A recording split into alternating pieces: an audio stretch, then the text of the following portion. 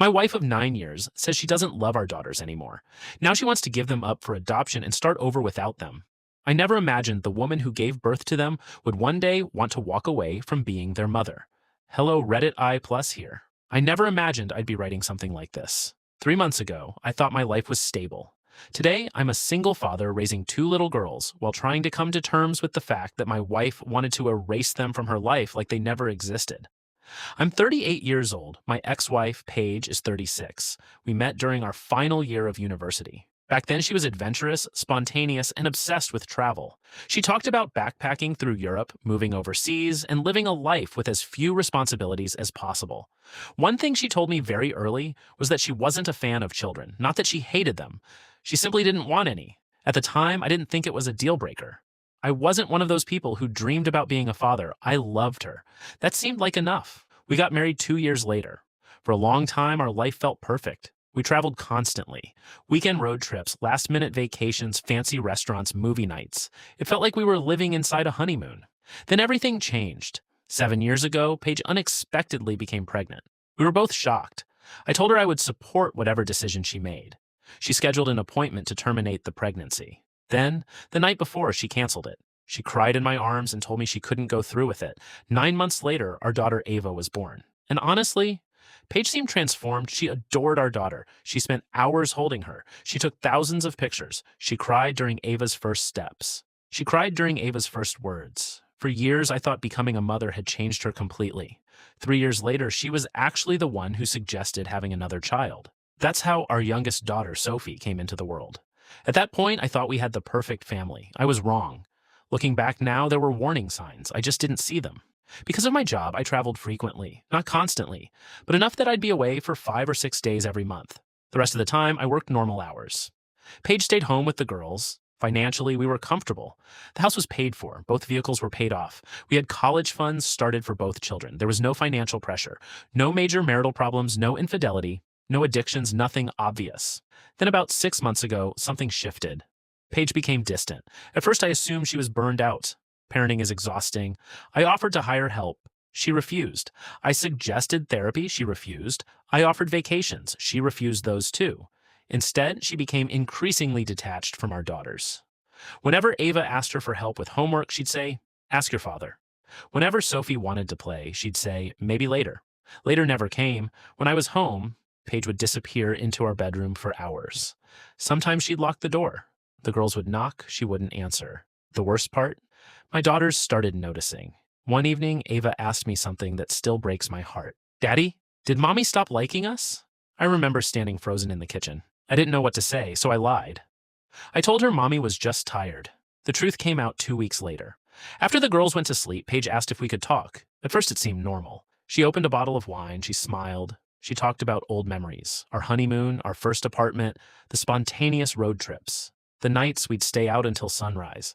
She seemed nostalgic, almost happy. Then she looked at me and said, "Do you ever miss our old life?" I shrugged. Sometimes, but I wouldn't trade the girls for anything. Her expression changed immediately. I knew something was wrong. Then she said words I'll never forget. "I would." I stared at her, certain I'd misheard. "What?" She took a deep breath. Then she said it, slowly, clearly. "I regret having children." The room felt like it tilted sideways. I couldn't process what I was hearing, then she kept going. She explained she'd been researching adoption agencies, not for babies, for our daughters. Ava was 6, Sophie was 4, and my wife was actively trying to find people to take them. She spoke about it like she was discussing furniture, like they were objects, problems, obstacles, things preventing her from enjoying life. She actually smiled while describing all the things we'd be able to do once they were gone. I sat there in complete shock. The woman I thought I knew had vanished. When she finally went upstairs, I made a decision. I packed bags, woke my daughters, loaded them into the car, and drove to my father's house. That night changed everything. The next morning, my phone exploded. Calls, texts, voicemails, hundreds of them. I ignored every single one. A day later, I finally agreed to meet her. Big mistake. When I arrived home, she immediately accused me of cheating. She screamed, threw insults, demanded answers for nearly 20 minutes. Not once did she ask where our daughters were. Not once. Finally, I interrupted her. I explained the girls were safe with their grandfather. Her reaction stunned me. She blinked, looked genuinely confused, then asked, "Why would you take them?" As if the answer wasn't obvious.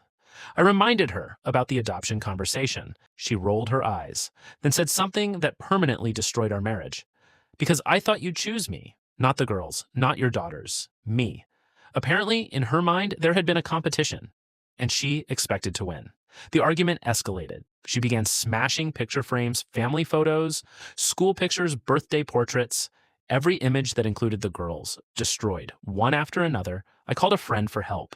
When he arrived, she threw a ceramic vase at him. The police followed shortly after. Things got even worse. She resisted arrest, kicked one officer, spat at another, and was eventually taken away in handcuffs. I remember sitting alone in that house afterward, surrounded by broken glass, looking at shattered photographs of my daughters, and realizing my marriage was over. The following weeks were a nightmare: psychiatric evaluations, lawyers, court appearances, custody hearings. The diagnosis eventually came back: severe bipolar disorder combined with a major psychological crisis. According to doctors, she'd likely been deteriorating for months, maybe longer. That explains some things, but not everything. Because even after treatment started, she remained adamant about one thing. She didn't want our daughters. No custody, no visitation, no holidays, nothing. I begged her, literally begged. I asked her to at least attend birthdays, school events, Christmas mornings, anything. She refused. The girls were devastated. Ava cried herself to sleep for weeks. Sophie carried around one of Paige's old sweaters because it smelled like her. Family therapy became part of our routine. Some days were better than others. Some days were unbearable. One afternoon, Ava asked our therapist, "If Mommy gets better, will she love us again?" Nobody in the room had an answer. That was the moment I finally broke down. Not because my marriage ended, not because I became a single father overnight, but because two innocent little girls were carrying pain they didn't deserve. Eventually, the divorce was finalized. I received full custody. No contest, no objections, nothing. Paige signed every document without hesitation, as if she was signing for a package delivery. Today, almost 2 years later, life looks very different. I switched careers, took a lower paying position. I hired an incredible live-in nanny named Grace, who has become part of our family. Ava is now thriving in school. Sophie's become obsessed with soccer. They're happy, mostly. Sometimes they still ask questions, sometimes they still wonder. As for Paige, I hear occasional updates through her parents. Apparently, she's stable now, working, living alone, continuing treatment. But she's never once contacted the girls. Not a birthday card, not a phone call, not a text, nothing. The hardest lesson I've learned through all this is that love isn't guaranteed, not even from a parent. But what I can guarantee is this: my daughters will never spend another second wondering whether they're wanted, because every single day for the rest of my life, I'll make sure they know exactly how loved they are.